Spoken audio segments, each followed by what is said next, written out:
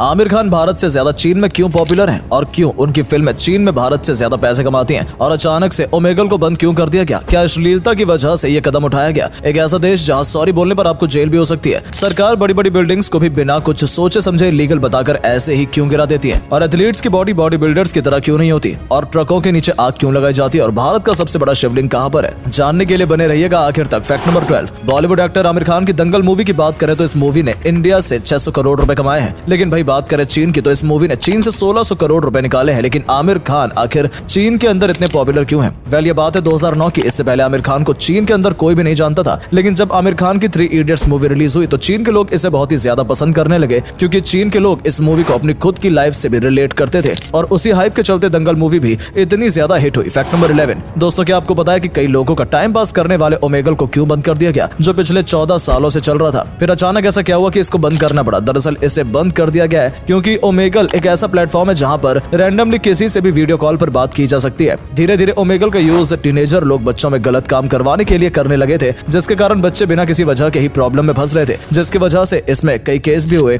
इन्हीं सब कारणों को देखते हुए ओमेगल को बंद कर दिया गया। फैक्ट नंबर 10, आपने भी इस चीज को तो कभी ना कभी देखा ही होगा कि सरकार बड़ी बड़ी बिल्डिंग को भी बिना कुछ सोचे समझे लीगल बताकर ऐसे ही गिरा देती है। पर उन्हें गिरते देखकर आपने ये तो सोचा होगा कि जब इसे गिराना ही है तो इसे बनाया क्यों जाता है? तो भाई हम आपको बता दें कि किसी भी बिल्डिंग को गिराने के पीछे 3 रीजन होते हैं। पहला, अगर किसी बिल्डिंग में गलत रॉ मटेरियल का यूज किया जाता है। दूसरा रीजन, वो बिल्डिंग अगर इलीगल जगह पर या इलीगल तरीके से बनाई गई हो। और तीसरा सबसे महत्वपूर्ण रीजन, एनवायरमेंट के रूल को फॉलो न करना। फैक्ट नंबर 9, अल्कोहल को देखकर लोगों के दिमाग में ये सवाल आता है कि इस बिजनेस को शुरू करके हम भी लाखों रुपए का प्रॉफिट कमा सकते हैं, और आप भी इसे शुरू करने की सोच रहे हो तो रुक जाओ, क्योंकि हम आपको बता दें इस बिजनेस के अंदर डिमांड और कमाई तो ज्यादा है, लेकिन अल्कोहल के ऊपर गवर्नमेंट 50% टैक्स लगा देती है, जिसकी वजह से ज्यादा बिक्री होने के बावजूद भी आपको कम ही फायदा होने वाला है। और इस जब कलेक्शन का टाइम आता है तो इस समय सरकार इलेक्शन में खर्च किया गया पैसा भी अल्कोहल से ही वसूल करती है, और इसी वजह से इलेक्शन के टाइम ये टैक्स और भी ज्यादा बढ़ जाता है। फैक्ट नंबर 8, अब हम आपको बता दें कुछ ऐसी कमाल की जानकारी जिसके बारे में शायद ही आपको पहले पता होगा। नंबर 1, शेर, टाइगर या फिर दूसरे जो मांसाहारी जानवर होते हैं वो अपने जबड़े के ऊपर नीचे तो कर सकते हैं, पर ये अपने जबड़े को साइड में कभी भी नहीं घुमा पाते हैं। नंबर 2, कई लोगों को लगता है कि बिजली एक जगह पर केवल एक ही बार गिरती है, लेकिन असल में बिजली एक ही जगह पर कई बार गिर सकने में सक्षम है।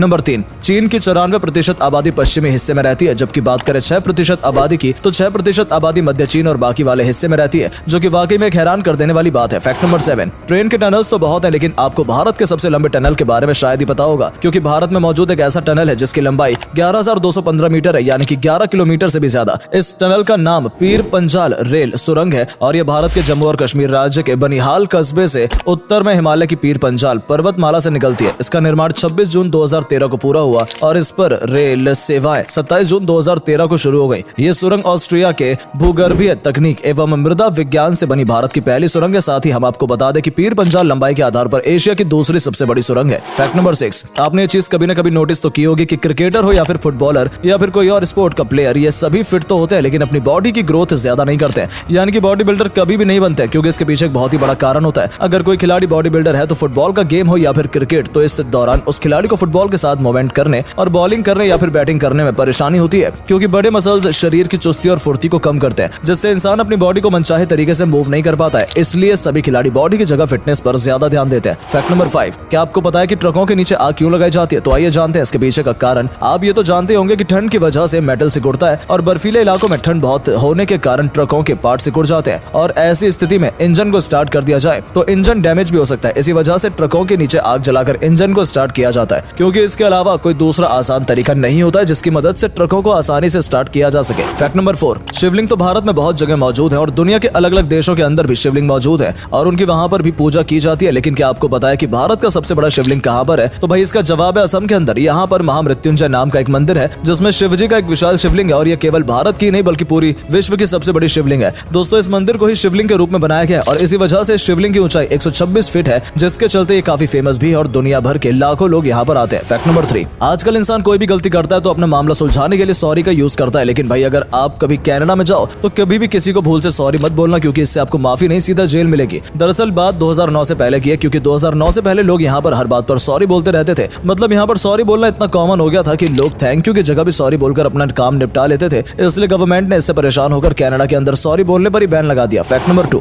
जो जगह ठंडी होती है वहाँ पर अक्सर रोड पर बर्फ जमा हो जाती है, जिसके हटाने के लिए गवर्नमेंट को काफी पैसे खर्च करने पड़ते हैं, क्योंकि इसमें मजदूर और मशीन के द्वारा बर्फ को हटाना पड़ता है। पर जापान ने इस समस्या का समाधान भी बहुत ही आसान तरीके से निकाल लिया है, जिसमें पैसा भी बहुत ही कम खर्च होता है, क्योंकि जापान ने सड़क के ऊपर छोटे छोटे होल्स बना दिए और इन होल्स के अंदर पाइप लगे होते हैं जिनमें से लगातार गर्म पानी बहता रहता है। और इसी वजह से जब भी सड़क के ऊपर बर्फ गिरती है तो वो इस गर्म पानी के चलते पिघलकर सड़क से दूर हो जाती है, जिससे न तो लेबर का खर्चा आता है और न ही लोगों को कोई परेशानी होती है। और वहाँ मौजूद लोग नॉन स्टॉप सड़क पर अपनी गाड़ियां लेकर चलते रहते हैं। फैक्ट नंबर 1 दोस्तों, सन 1700 से 1800 के अंदर बंदूक का नहीं बल्कि बम का यूज किया जाता था। दरअसल उस समय कुछ इस तरह की बंदूक बनाई जाती थी जिनके अंदर गोली की जगह बम डाले जाते थे, और इसी वजह से ये बंदूक और भी ज्यादा खतरनाक बन जाती थी। इन बंदूक की नली काफी बड़ी होती थी और ऊपर एक मेटल फ्यूज लगा हुआ था, जिस पर ज्यों ही आग लगाई जाती थी तो बंदूक से गोला निकलकर सीधा अपने टारगेट को हिट करता था। पर इन बंदूकों को चलाना इतना आसान नहीं था, क्योंकि इनको चलाते समय कई बार बम टारगेट पर हिट करने के बजाय वहीं पर फट जाते थे, क्योंकि सही तरीके से न चलने पर बम बंदूक से निकल ही नहीं पाता था। उम्मीद है आपको आज की वीडियो पसंद आई होगी। अगर हाँ तो इस वीडियो को लाइक करें और अपना पसंदीदा फैक्ट कमेंट करें और वीडियो को शेयर जरूर करें। आपका एक शेयर हमें मोटिवेट करता है ऐसी और वीडियोस बनाने के लिए। धन्यवाद।